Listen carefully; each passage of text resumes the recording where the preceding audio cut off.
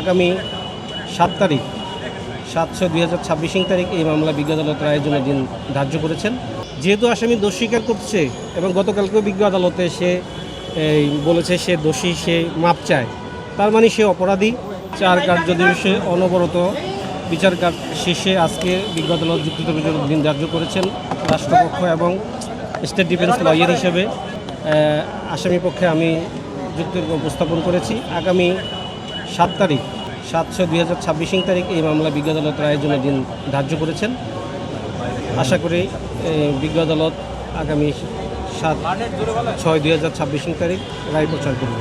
যেহেতু এই আসামি নিজেই গতকালকে বিজ্ঞ আদালতে নিজেকে দোষী বলে আদালতের নিকট ক্ষমা প্রার্থনা করেছে, সেহেতু আমি বিজ্ঞ আদালতে বলেছি তার সাক্ষ্য এবং রাষ্ট্রপক্ষের সাক্ষ্য আমাদের যুক্তিতর্ক অনুযায়ী বিজ্ঞ আদালত ন্যায় বিচার যেন প্রদান করে। হ্যাঁ, আমি যেহেতু আসামি দোষ স্বীকার করছে এবং গতকালকেও বিজ্ঞ আদালতে সে বলেছে সে দোষী, সে মাপ চায়, তার মানে সে অপরাধী।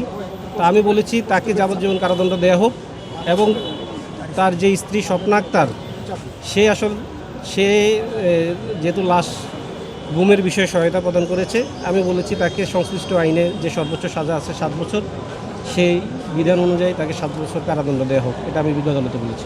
আপনারা যেমন জানেন, এই বাংলাদেশের এবং পৃথিবীর সব মানুষ জানে যে এই আলোচিত রামিসা ধর্ষণ ও হত্যা মামলায় এই আসামিদ্বয়ের পক্ষে আমাদের ঢাকা আইনজীবী সমিতির কোনো সদস্য দাঁড়াবে না বলে সিদ্ধান্ত গ্রহণ করেছে। ঠিক এই সময়ে এমত অবস্থায় এ ধরনের একটা চাঞ্চল্যকর মামলা বিচার কার্য শুরু করার জন্য আসামির পক্ষে একজন আইনজীবী প্রয়োজন ছিল।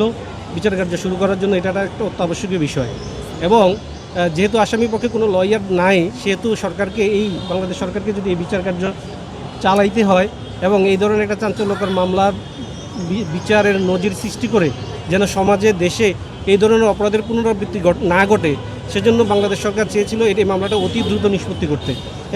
এই নিষ্পত্তি করার জন্য একজন আইনজীবী প্রয়োজন ছিল এবং সরকার যেহেতু ফৌজদারি বিচার ব্যবস্থায় বলা আছে আসামি যদি আইনজীবী না থাকে তাহলে সরকারকে একজন আইনজীবী দিতে হবে।